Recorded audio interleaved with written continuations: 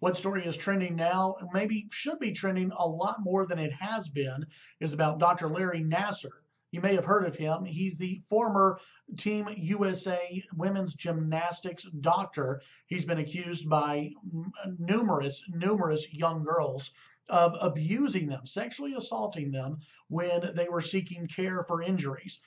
He was the USA gymnastics team doctor and also the team doctor at Michigan State University. And today, the judge in his case sentenced him to up to 175 years in prison. Real quick from Fox News, Larry Nassar sentenced from anywhere from 40 to 175 years in prison. He's the disgraced former USA gymnastics doctor who pleaded guilty to sexually assaulting young female athletes. He was sentenced to up to 175 years in prison today. The judge in the case said, quote, "I just signed your death warrant." It comes after more than 150 victims read letters and statements to the court and to him about the abuse that they had to suffer, the feelings they had to go through and continue to go through today because of him. The judge said, quote, "You don't deserve to walk outside of a prison ever again." Nassar actually pleaded guilty to assaulting 7 people in the Lansing area in Michigan and already had been sentenced to 60 years in prison for child pornography crimes. He is scheduled to be sentenced next week on another assault conviction in Eaton County, Michigan. The judge in the case said Nassar's decision to assault was precise, calculated, manipulative, devious, and despicable. She said, "It is my honor and privilege to sentence you. You do not deserve to walk outside of a prison ever again. You have done nothing to control these urges, and anywhere you walk, destruction will occur to those most vulnerable."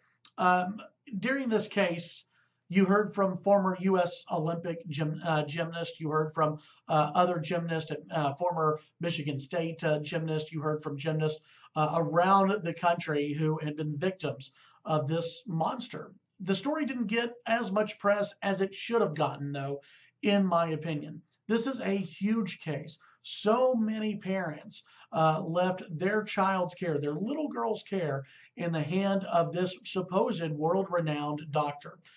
These girls went to adults, and many of them went to adults and said what had happened, and nothing ever got done.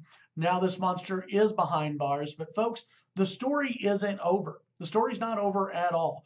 More investigations need to happen into the U.S. Olympic Committee, the U.S. Olympic team, and USA Gymnastics, but also more investigations need to be done into what happened at Michigan State University as well. How was this guy, a guy who was into child pornography, a guy who was assaulting victims all over the world, how is he able to get by at Michigan State University?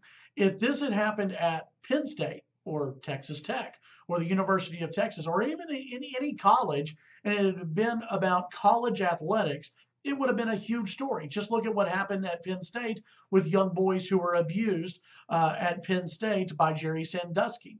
It was a huge story. It was national headlines for weeks and weeks and weeks. ESPN devoted a ton of time to it, but I haven't seen as much time devoted to this story involving so many female athletes and so many young girls. We need to do more investigations into this. We need to make sure this type of thing never happens again. Obviously, all the victims need to be applauded for standing up and having the courage to tell their story in this case. If you haven't read Aly Raisman's speech, or Aly Raisman's, I guess you could say, speech that she gave in court, I encourage you to look it up. It's very powerful. What the judge did in this case, in the sentencing portion of this case, very powerful.